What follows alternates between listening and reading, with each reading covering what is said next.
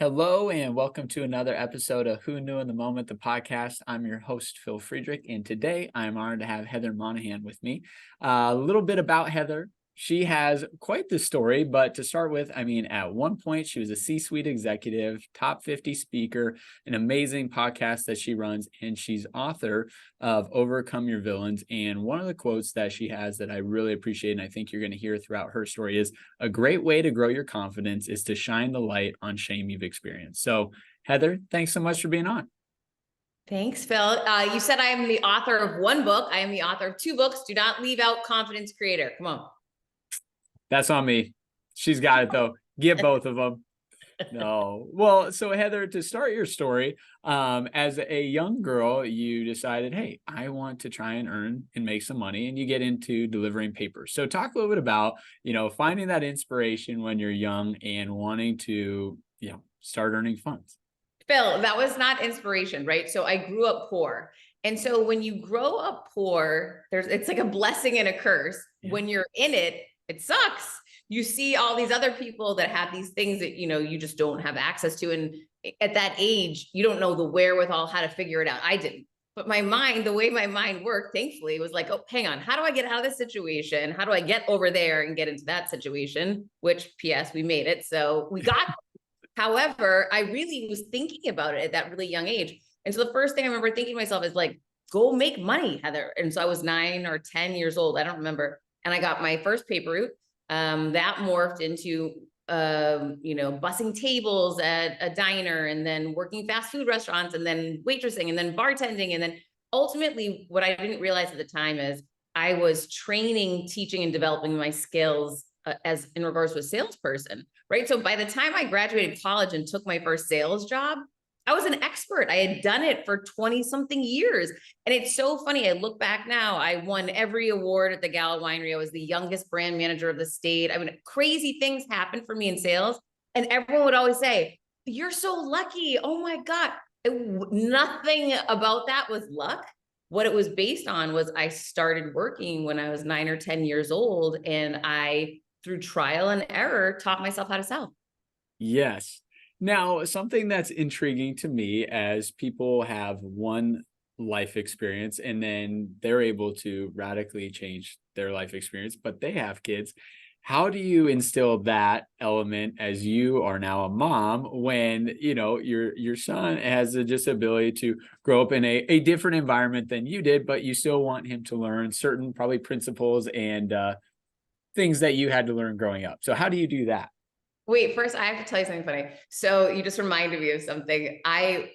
When I was earlier in my speaking career, I would run things by my son. Like you look anytime, and for anyone listening, if you have a presentation, whatever, it's so helpful to, whether it be your family members or people you love, be like, hey, listen, give me 30 minutes right now. I'm going to get up and do a talk. Tell me what you think.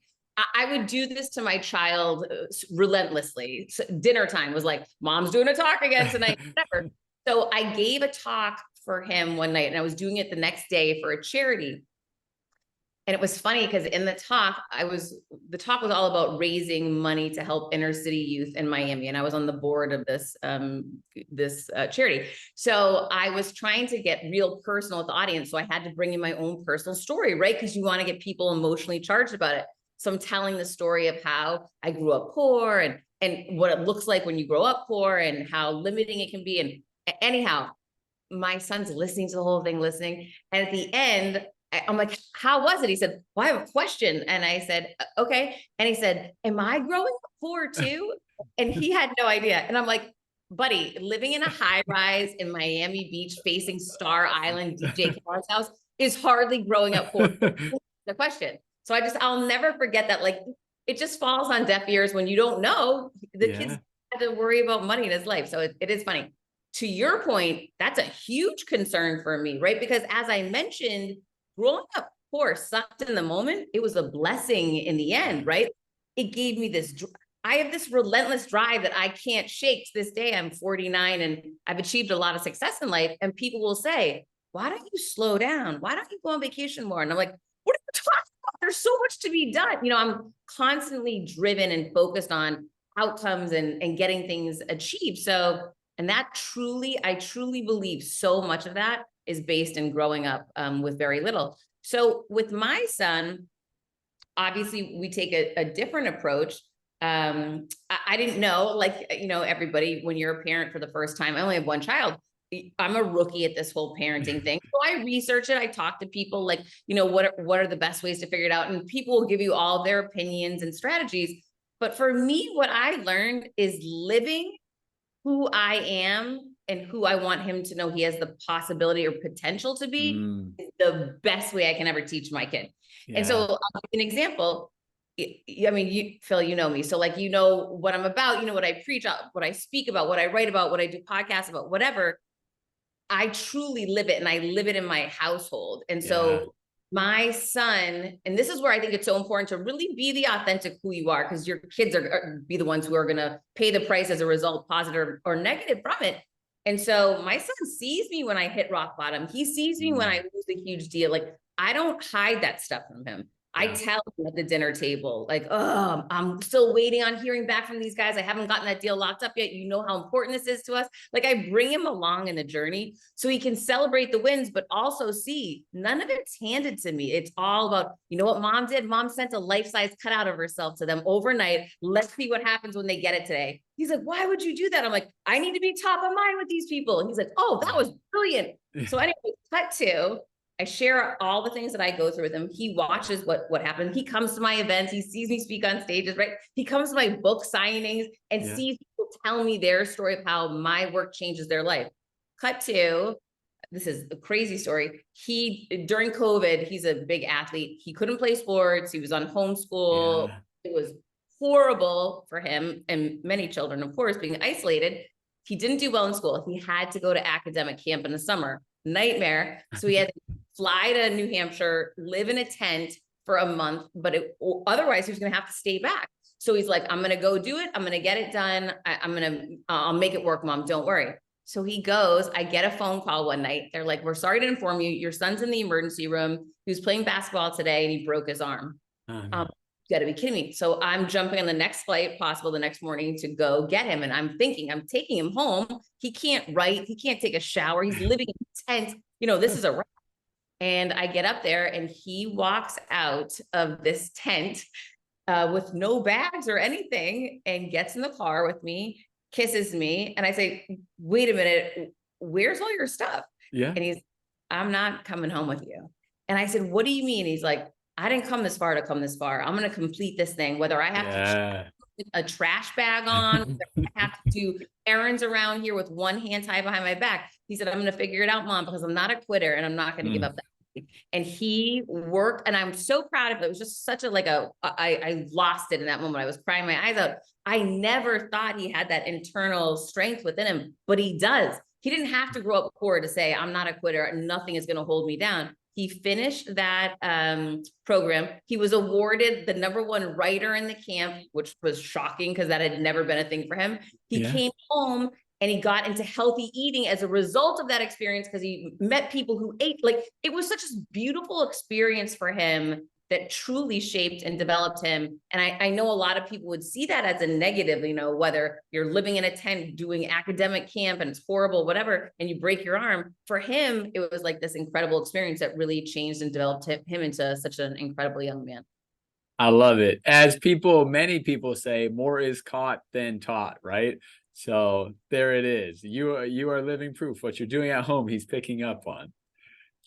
You have your moments. Well, another great one was my son is big into the NBA. He's going to play for the NBA. And it's been this way since, he's 3 years old.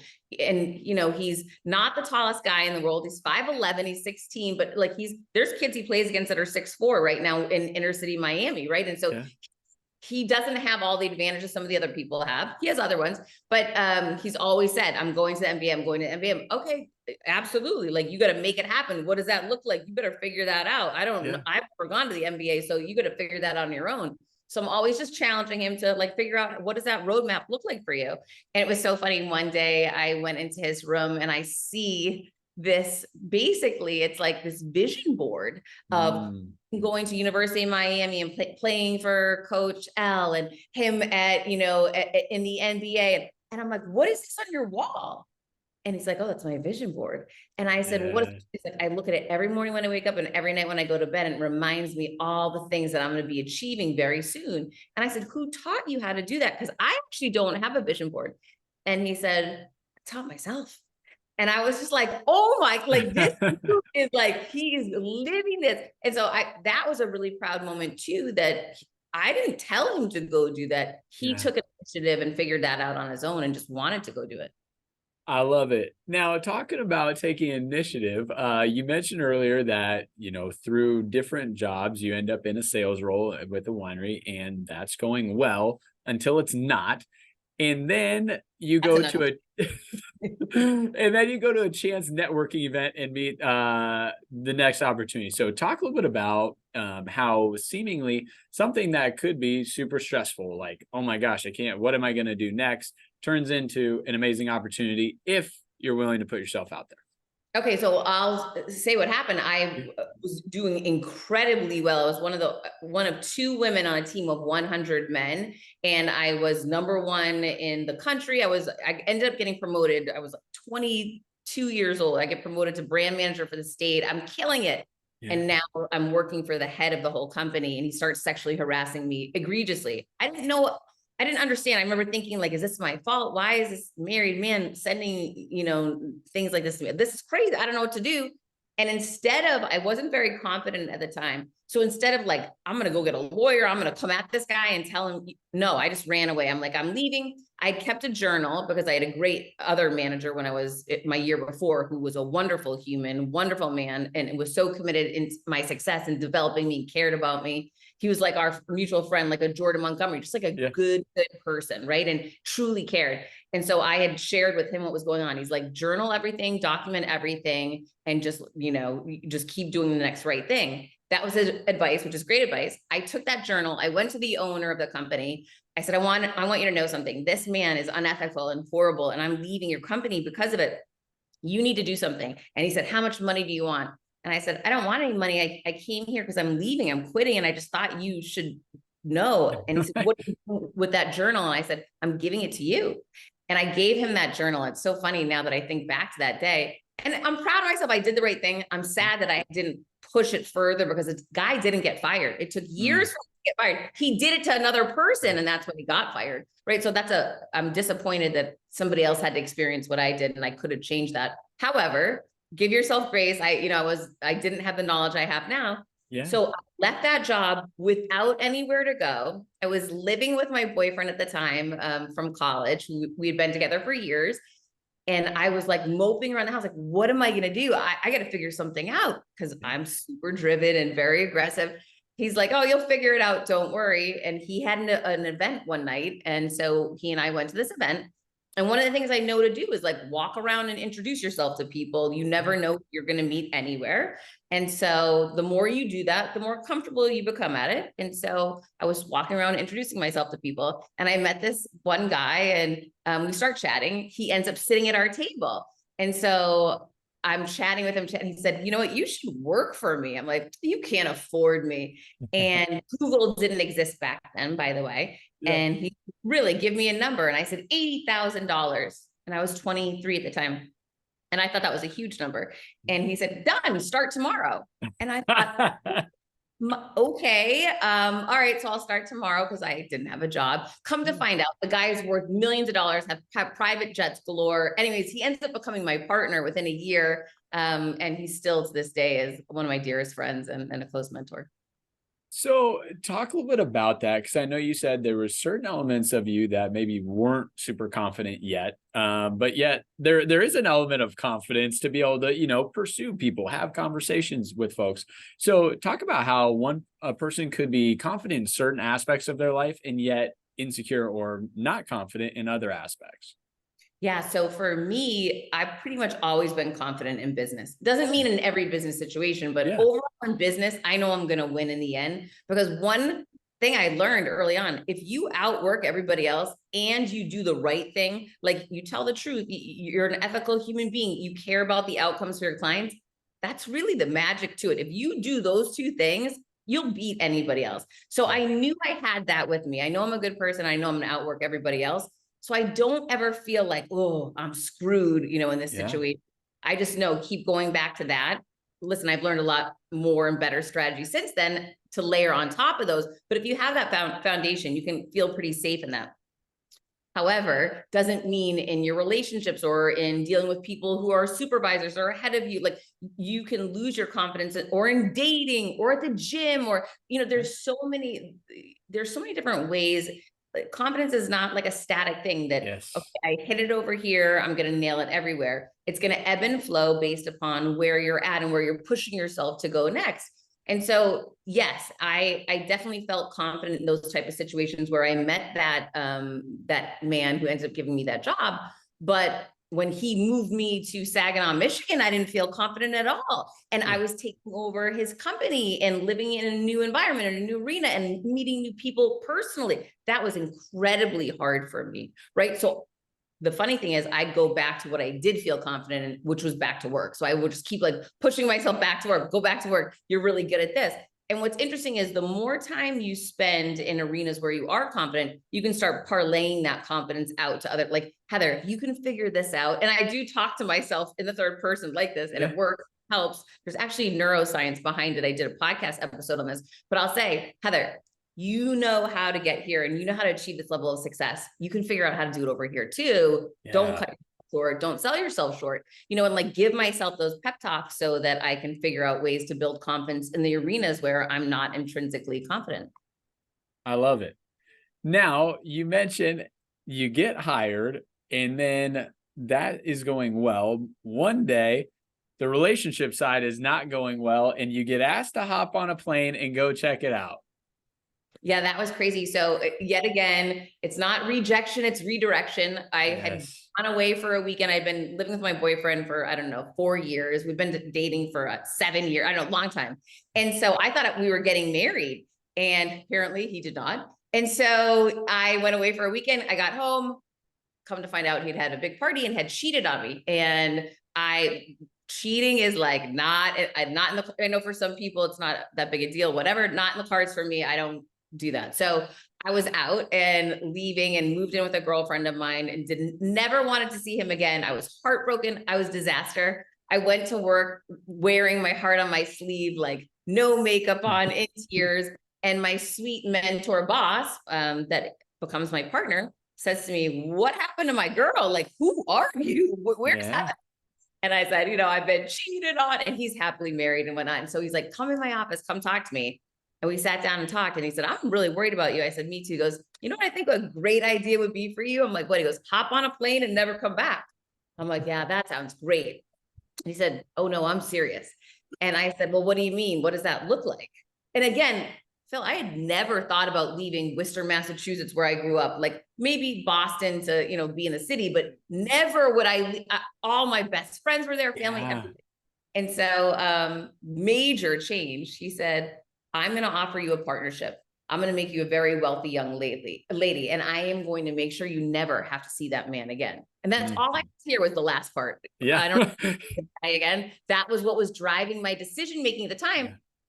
Had he not cheated on me, I would have never, ever taken this risk or made this decision, because I truly was driven by about getting away from him and just freeing myself to, move on. And so I said, okay.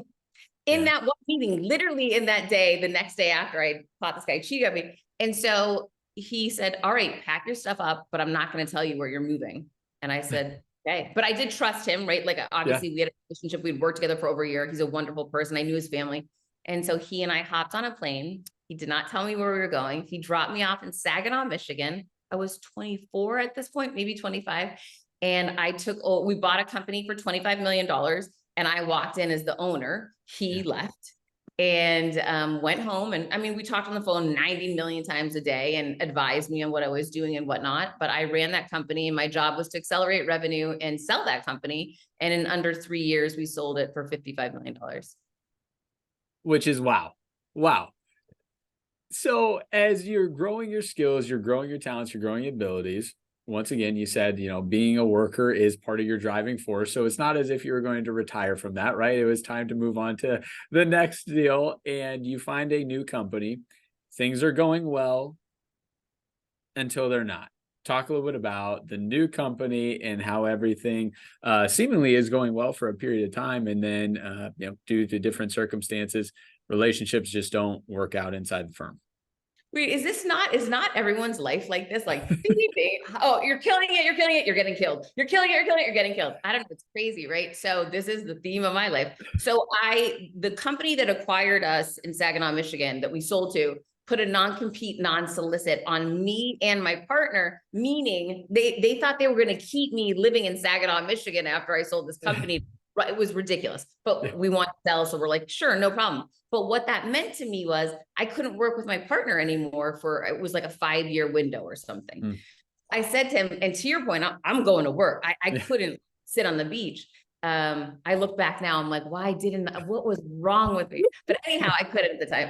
And so I said to him, if I can't work with you, where should I go? Because at this point, I'm maybe, what am I, 26, 27? I'm still really young. So it's not like I'm ready to go start my own company. I wanted to learn and develop more and have more experience.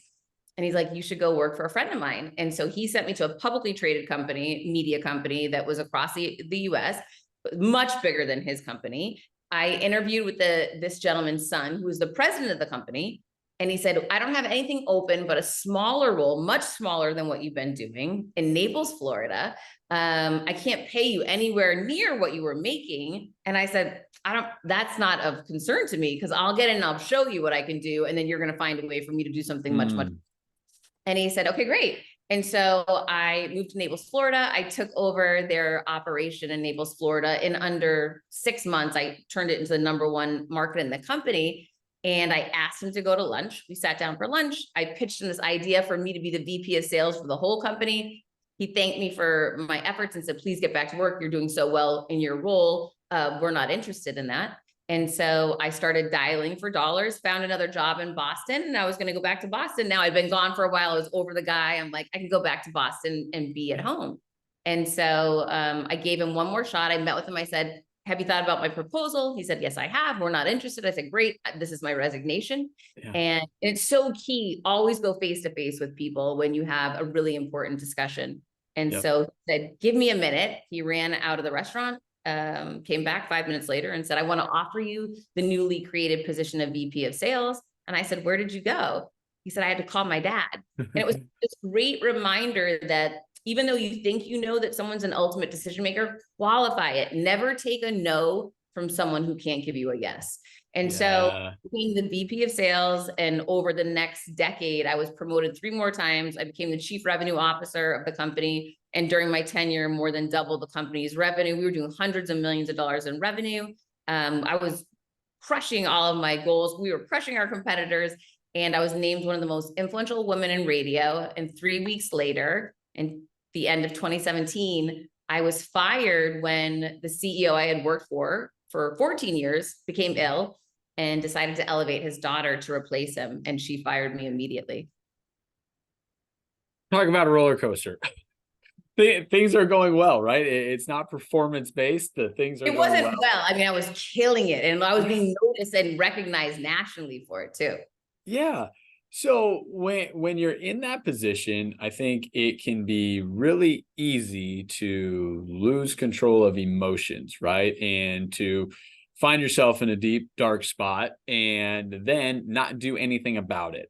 However, after dealing with that for a period of time, you said, I better make a post because you know what? I just got to let people know. And from that post, there's an interview that ends up getting to happen. So talk a little bit about that from your journey, like going through that, dark spot. I mean, hey, were there good mentors and friends in your life that were checking on you? Did you feel isolated in that moment in time? And then what ended up being the catalyst to actually take the risk and share that story out with the world? Phil, it happened so fast. So I was fired. I got home and I realized I went under a weighted blanket, like I was a disaster, and crying. I was very upset. And 24 hours later, I'll never forget, I remember thinking, no one's calling me. Like, I've been in this industry for 2 decades. I'm known. How does no one call? And I've done favors for thousands of people. I'm like, something doesn't add up. And I remember thinking, this is similar to when I got divorced. If no one knows you're single, they're not going to ask you on a date. If nobody knows I'm available and just got fired, they're not going to call me. I need to let people know I've been fired. And I knew that was an unconventional approach, right? That most people don't do that. But I thought if it worked with divorce, then it's going to work with this. That was just the way my mind worked. So it was 24 hours after I got fired. I decided to put up a post on LinkedIn and Facebook. I don't even think Instagram, I don't even know if Instagram was a thing back then. And so I posted, I've just been fired. If I've ever done anything to help you, I need to hear from you now. So I asked for help, right? Like I told them what happened. And then I asked for help. And that post went viral, millions of views. And when I tell you, thousands of people reached out to me to offer help. And one lesson I learned in that, number one, asking for help is something strong people do. For anyone listening, don't be afraid to ask for help. You know, people don't know you need them unless you tell them. So be deliberate and be intentional. And everyone needs help at some point in time. So there's nothing wrong with that. I'm proud of myself for doing that. But the other thing I learned and realized is when people reach out to you and extend the olive branch, they want to help you, convert it in the moment. Things move so fast in our world that a week later, you think like, oh, I'll get back to them in a week and maybe I can ask. No, they've moved on. They have their own problems, their own situation. Maybe now they're asking others for help.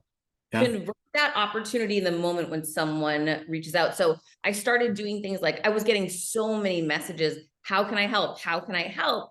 I just started saying things like, can you leave a review on my wall of my work? Can you intro me to someone that you know that maybe is looking to bring a C-suite exec on? Like just random things I would start asking for, throwing, you know, just to try to convert some of these. So during this process, and this went on for a few days, I get a tweet from Froggy from the Elvis Duran show. And for anyone listening, Elvis Duran has one of the largest radio shows, millions, 10 million listeners a day or something huge, astronomical. And so Froggy tweets at me because now this post is now on Twitter, which I didn't even put it there. It's on Twitter. And he tweets at me, hey, if there's ever anything I can do for you, just reach out and let me know. So I tweet back, great, get me on the show. Yeah. I didn't know what I was going to say. Didn't know what we would talk about. I just knew this. If I stay in the small bubble that I've always been in, I'm going to see the same people and opportunities I've already seen. If I want opportunity beyond that and ideas and potential and contacts beyond that, I've got to break out of that bubble and get into a larger arena. Again, I don't know what that looks like. I don't know if it's going to work. And so he said, okay. And so he's such a stand-up guy, incredible human. He gets me on the show.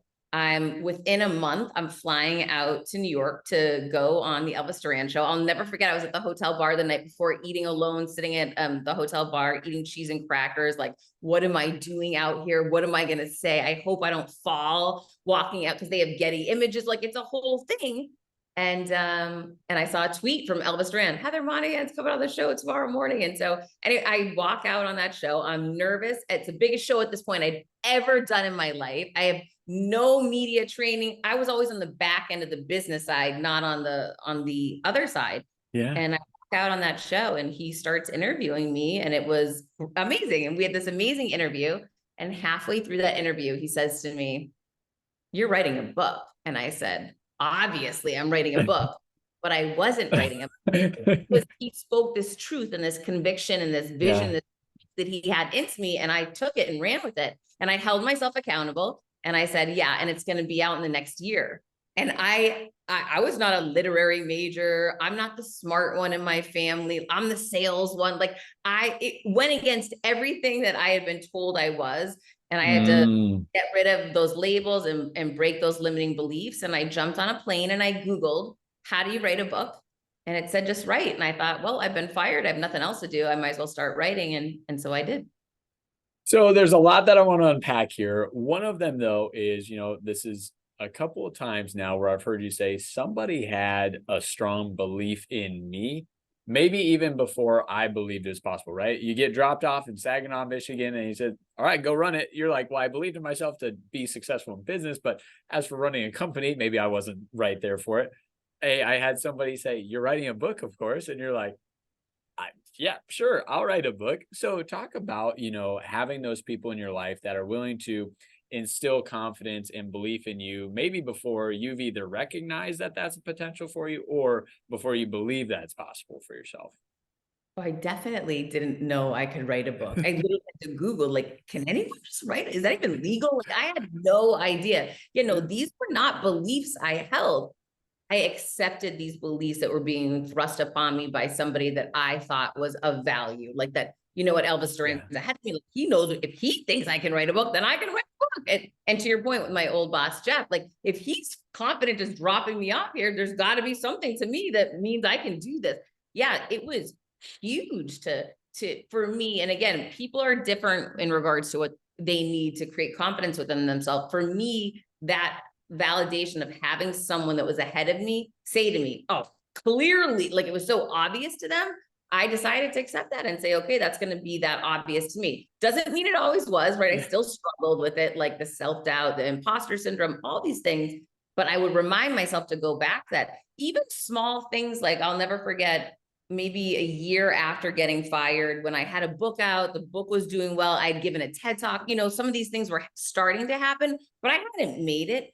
I remember one of my old employees, one of my managers from the radio business, the company I got fired from, had called me and he said, I just wanted to call you to say, I always knew you'd make it wherever you went, whatever you do, you'll always be successful. And I held on to that conversation for a long time because it reminded me on the tough days when things aren't going well, when you're not getting a deal with HarperCollins, when you're being told no, when so many negative things have happened. Like it is a roller coaster. To get through those low moments, I hang on to those conversations. That's like, you know what? That kid noticed that in me long before I did. I got to remind myself, Heather, don't forget, he sees that you can succeed. Like I still remind myself of those, the Elvis Duran conversation. So, and then it starts that ability innately within you to foster that belief within yourself without having it triggered from the external world.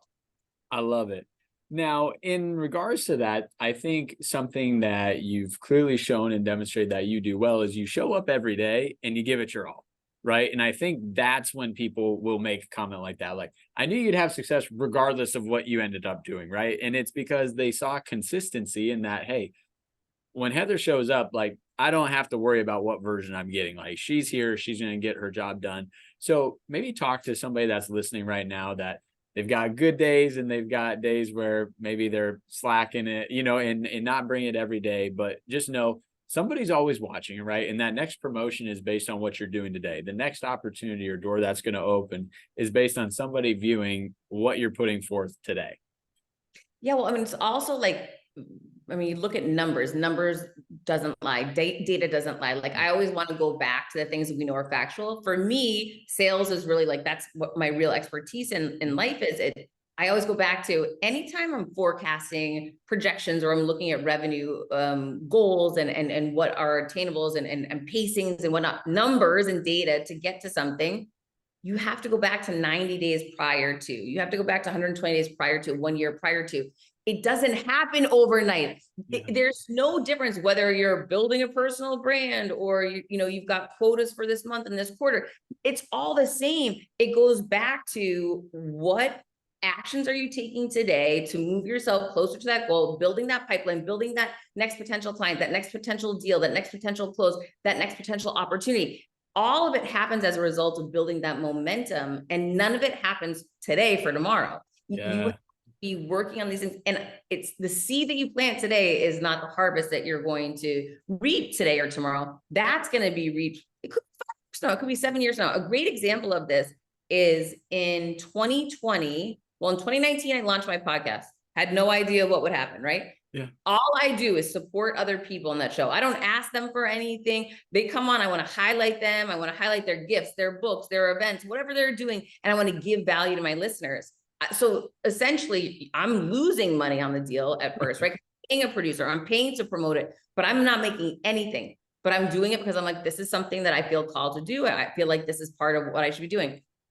I have Dean Graziosi on my show. He's 2020. He's promoting this new event him and Tony Robbins are doing. I highlight them. I promote them. We're like high-fiving virtually on the thing. We hit it off. Okay, bye. See you later. I don't see him for a few years. Yeah. And wouldn't you know, this year, his team reached out to me. Hey, Dean's launched a show. He'd like to have you as a guest on. Only because he met me on my show, right? Yeah. So here, 3 years later, unbeknownst to me, this is happening because of something I did back in 2019 when I launched my show, 2020 when I had him on my show and promoted him and ask for nothing in return. He has me on his show. And I said, you know what? Tell me what you're working on. Just asking if I can help him with anything. He's, actually, I have another event coming up. Do you want to bring me back on your show? I'm like, my show's way bigger now. Like, love to have you back on, love to promote you, help add value. He's like, you know what? There's something special about you. I'm like, oh, thanks. Well, let's talk about it more the next time I see you on the next Zoom.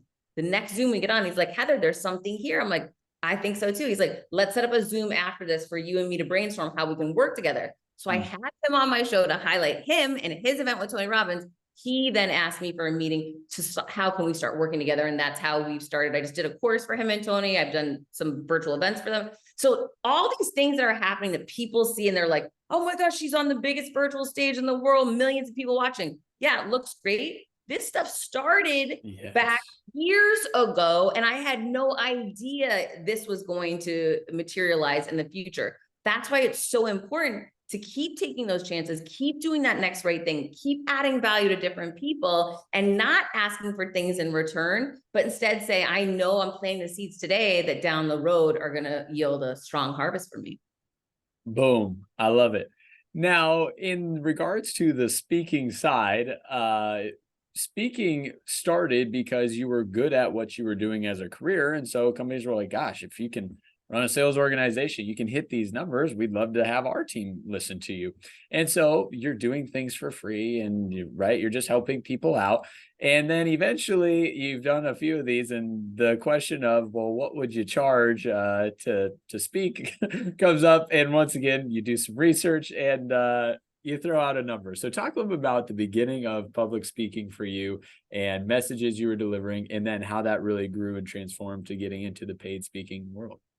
Yeah. So this is an important part for people to understand, because a lot of people look at me and say, Heather got fired 6 years ago and she just fell into becoming a top speaker in the world. No, that is not true. Here's what really happened.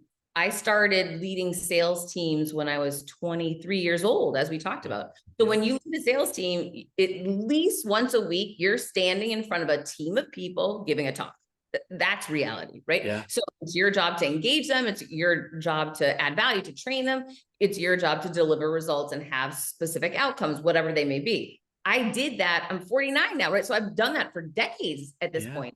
This is what I've done I put the reps in on the regular. Now, during that time, when I became VP of sales and EVP and chief revenue officer, I started taking massive stages, not paid, but as a my company would send me, hey, there's a tech conference. They want someone from the organization to be there. We want you to represent the team. So I would start taking big stages that weren't necessarily about, my teams anymore, but to add value, to teach and represent the company I work for. So I took some, National Association broadcaster stages, like some really thousands of people. And so I got an opportunity not only to take smaller stages and bigger stages within my organization, but now as an industry, right? So I started seeing different audiences, how I could impact different people, giving different speeches, giving different talks. And I kept getting feedback. You're a really great speaker. You're a really great speaker. And I remember thinking, gosh, I love doing this. I wish I could make money doing it, but I didn't get paid because our industry didn't pay on speaking. It was expected. And the point I want people to take on this is pick your head up out of your industry. If you love doing something, start Googling it, start talking to different people outside your industry about it and learn more. There's a way you can turn that into business. I promise you, don't give up until you figure it out.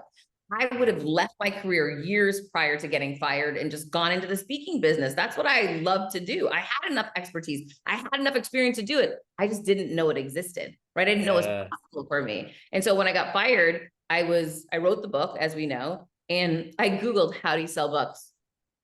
Speak. It said you should speak and go on podcasts. And so I started cold calling companies. Can I come in and speak for you? I'm going to help elevate your team, giving them more confidence so they can deliver more revenue. They can innovate more. Yeah, Heather, come in. And then finally one day somebody said, well, what do you charge? And I said, hold on. And I Googled speaker fees, and I'll never forget. It was 2018. Gary Vaynerchuck showed up, and it was $300,000 for a 60-minute keynote for him. And I remember thinking, forget the books. I'm getting into speaking full. So that's when I made my move into really focusing on launching my speaking career. So two things that you said in this conversation, Ray, and I think it's very counter the way people often feel. They say, I know my worth and I want to be treated fairly. But you said first when, you got hired after you had sold the company, hey, I know you're not paying me what I'm probably worth today, but I'm willing to take that to prove to you and get the opportunity. Speaking engagements, I probably should be getting paid to do these, right? Or I'd like to at least, but I'm willing to do them even without getting paid for a period of time because I know I'll prove my worth, right? And eventually I could be able to do that. So somebody listening right now is saying, gosh, I'm kind of on my last straw and I'm enjoying doing it, but there's no monetary value out of it, right? I haven't found a way to monetize this thing yet. What's your encouragement to them? I mean, how do they step out? How do they feel confident to ask for money, right? Hey, I've been doing it for free for so long. Can I even ask somebody to pay me at this point? You can ask. That's me crazy. Listen, everything is a negotiation. Yep. Any exchange, someone's being sold. Make Yep. it the other person, not you. And when you start approaching life that way, I find it to be like entertaining. It's fun. If I wonder who's going to be sold in this exchange with this person. Is Phil going to sell me to come on his show, or am I going to tell him that I'm not available? That's Yeah. a sales exchange, right? So often people are like, sales is a terrible, I'm not in sales. Yes, you are. Yeah. If you're a living, breathing human being, you're in sales. So why not embrace it and get strategic about it, right? So you can ask for anything that you want. It's up to the other person if they're going to be sold on it. It was funny. I had a call today with a partner of mine that I work with, and someone reached out to me on LinkedIn and said, hey, was wondering if you could come in and do some consulting for my company for 2024, and laid out, all this huge engagement. And she and I were talking about it today because I wanted to bring her in. It's so big, I can't do it with myself and my team. I said, I think I need to bring you in on this deal. And she's like, I said, so let's go over some questions first, like what your questions are, what my questions are, so I can circle back with him to see if we want to move forward. And she's so funny. She's like, well, I want to know what the budget is. I said, what do you care what a budget is? And she's like, what do you mean? That's one of my first questions. I said, I've never asked someone what their budget is. And she said, well, why would you not ask what someone's budget is? I said, because I'm so focused on what people want to achieve. If I can get a handle on what success looks like to them, what their goals and vision are, and I know I can achieve that for them, money doesn't matter, because people will find money, they will pull money, they will borrow money to get it. If it's that important to them, so often we just get hung up on, well, I couldn't ask for that. Well, you know what? That's not really up to you. You should ask for as much as you possibly can and begin the negotiation there. You might be shocked how often people will say, if you've approached it the right way and you've sold them on the idea of this vision that they gave you, that they have, and all about you guaranteeing that you're going to help them achieve that, suddenly money is not an issue. Boom. Yes. Now, you also mentioned the podcast, and you mentioned Gary Vee, and you found out I was speaking, but you did some backdoor ways to make sure that he would come on the show and be one of the first guests, or the first guest on the podcast. So talk a little bit about the cleverness that was the wine company and parlaying that onto your show. Yeah, so I just believe in go big or go home. So I thought to myself, I'm going to do a show. Everyone's telling me it's going to fail. Everyone's telling me I'm too late to the game. I thought, well, then have the biggest guest in the world on. And so he was like the premier podcast guest at the time in 2019.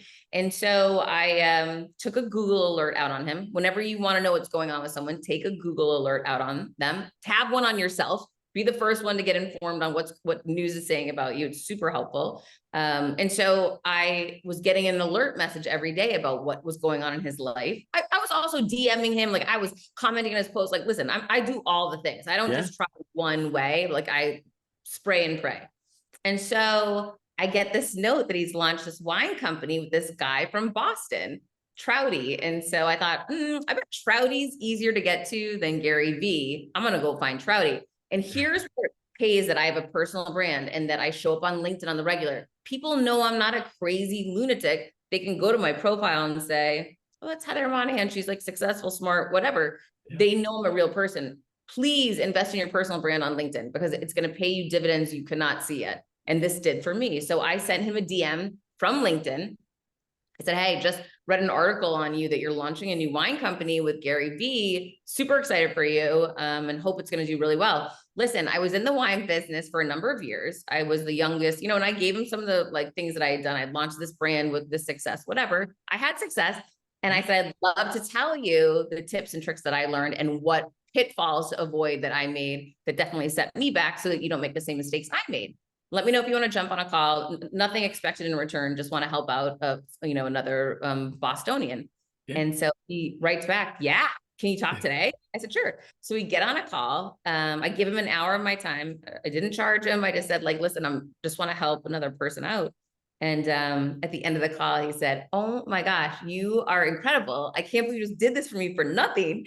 He said, if there's ever anything I can do for you, Heather, just name it and it's done. And I said, great. I'm launching my podcast and I'd love to have Gary as my first guest. Can you secure this for me? And he's like, oh my gosh, well played. Okay. Let me get back to you. So the next day, call me back. It's like, I talked to Gary. Gary wants you to make an order for the wine business. He wants you to buy some wine. I'm like, yeah, okay, fine. I'll buy some wine. So anyways, like, listen, there was more steps that had to go through it, right? It wasn't a layup, but I end up getting him as a guest on my show. And here's the importance in the gatekeeper. Whenever I meet someone, listen, you're not going to be talking to Gary Vee every day for the rest of your life, but you might be able to talk to his assistant every day. And so I made friends with all the people that I got connected with from Trouty. Trouty introed me to everybody else in the Gary universe. And I made really good friends with his primary assistant at the time. So when I got to New York, I walk in the office, I was excited to see Tyler, not Gary, right? Like, cause I know Tyler and like I'd sent him things and he's like my guy. And so I ran over to give him a hug. And when I was up in his ear, I said, I have one question for you. Who's the ultimate decision maker to get a guest on Gary's show? And he's like, I guess it's Gary. And I said, well, then how can I pitch myself to him? And he said, okay, here's what you do. When you're on air right now and we're recording and everything is on footage and tape, ask him on air. That way he can't ever get out of it. And I said, okay, thank you. And he's like, yeah, go for it. I'm behind you. Like, you can do this. And so I had his number one guy that's with him 24/7 telling me how to sell him and get it done. And so at the end of my show, while the team was recording, I pitched him and said, Gary, I'd love to be a guest on your show. Could I add value to your audience, blah, blah, blah. And he's like, yeah, definitely. And we had the whole thing recorded. And so I took the clip, sent it back to my guy, Tyler, and said, Tyler, go ahead and set this up for me. And they did. I love it. I love it. So for you, all of these worlds start really going on top of each other, right? The book is important to the speaking engagements. The speaking engagements open up doors in the podcasting. And I think for a lot of people, they view them as separate silos, right? Like, well, this is one thing. And really, when it comes to personal brand and what you're trying to accomplish, they're all interconnected, right? And they're all leveraging and bringing the other one up. So how do you, now at this point, continue to scale, right? And I think that's probably a skill you learned as your, different businesses and sales teams you grew, right? Like, it's one thing to do it at this level, but it's another thing when you have events every day, right? Or all of these events. So how do you grow and how did you scale well?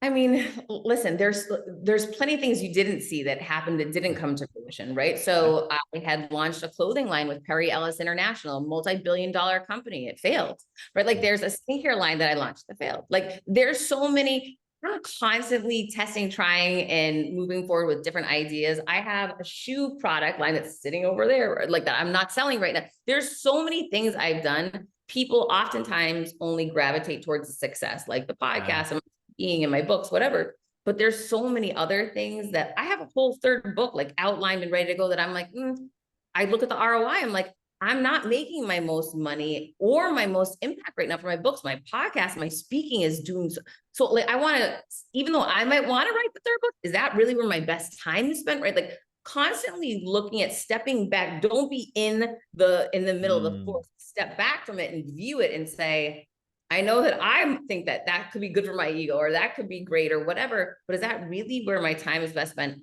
And how can I always ask God this, God, please enlarge my territory, allow me to impact and touch and relate to more people so I can help more people on your behalf, right? Like, if that's the mission of why you're here, is to help more people and do more good in the world, what does that look like? So I'm constantly praying about that every single day. And I'm open to it. It doesn't have to be my way. It doesn't have to be my third book because I want to be a New York Times bestselling author. I started thinking to myself, partnership is probably a way I need to start exploring. Even though, like I said, with Perry Ellis, like, I've done some things with bigger things and it didn't work out. Just because that didn't work out doesn't mean it can't maybe partner with John Maxwell or with Tony Robbins or like some of these different people. if there's a way that I don't need to be the lead guy on it, I can come in and support and add value to other people, but then reach that many more people and help that more people that maybe aren't being helped yet. Like, that's an answer to me too. Like, I'm open to it all, and I'm open to whatever God's plan is.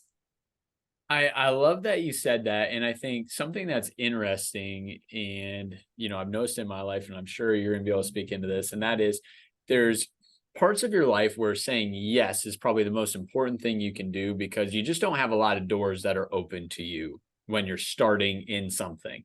But then all of a sudden there almost becomes this pendulum shift where it's like, I shouldn't say yes to as many things as I'm saying yes to. I need to get better at saying no. But you almost have this guilt about saying no, because you're like, well, I've only ever had this opportunity because I said yes to so many things. So how are you finding that balance of saying yes to things that are important, but yet knowing it may not be a priority. And so it might be best suited for me to actually say no to this. Listen, desperate is so unattractive, right? And so that goes for in business and partnerships and romantic relationships. Whoever is the most needy for the deal is the one that has no leverage. So yes, to your point, when you're in your early 20s, that you're saying yes to everything and you are desperate, right? You're like, I'll take whatever. And that's par for the course. But along the way, you have to start kind of redefining that and reframing it for yourself that, yeah, maybe it's going to be harder if I just have to build it myself and I don't have access to Tony Robbins or like some of these big names, because I certainly didn't for a really long time. But you know what? I'm not going to be desperate for it either. I'm going to keep creating value, adding value. And as I do that, I'll attract those right people towards me. Listen, the bigger your personal brand gets, the bigger territory that you can reach, and the more your reputation grows and the more results you get and garner for people. Yes, people are going to be more attracted to you and want to present you opportunities. You're going to have to start saying no.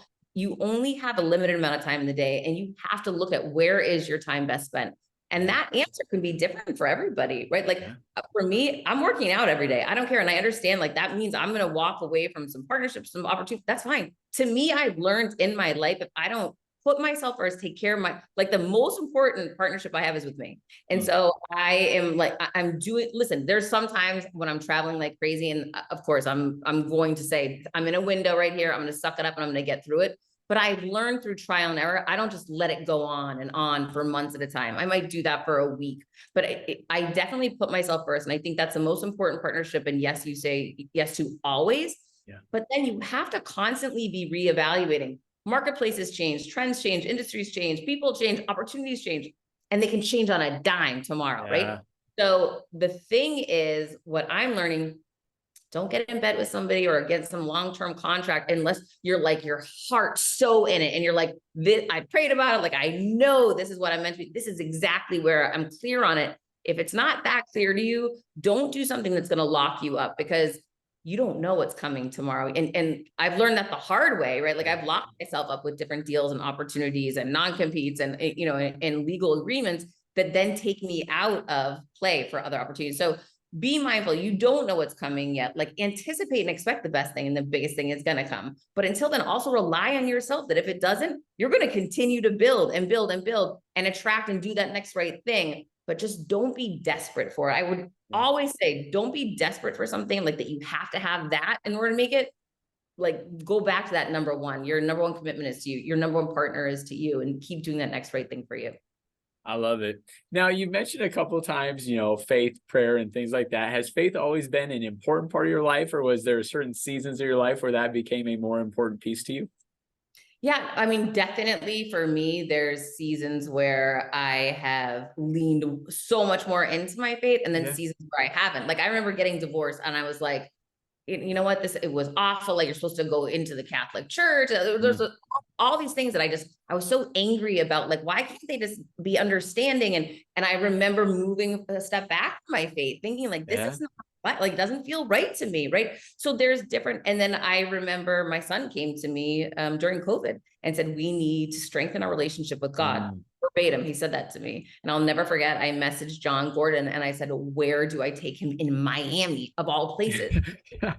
Voo Church. And it was so like, I was led to message John Gordon for that question. And immediately he's like, my friend runs Voo Church, go. And we've been going to Rich Wilkerson Jr. And his church, Voo, since. And it's the most incredible spiritual religious experience I've ever had in my life. Never was exposed to anything like this, but prior to, and I had been in many Christian churches before, but never anything like this. So some of it's divine timing, I feel like, and sometimes you need to not have something for a while to be so grateful for it. So Yes. I'm grateful for the whole thing. Like, yeah, there's been plenty of times my faith hasn't been as strong, and I've been in the Catholic Church and the more traditional. I grew up in that environment, and I'm not a part of that now. Now I'm very much a part of the Christian movement and spiritual movement. And people need to figure this stuff out for themselves. I don't like this idea that it has to be one way and, that's the only way God is going to love you. I believe God is love, and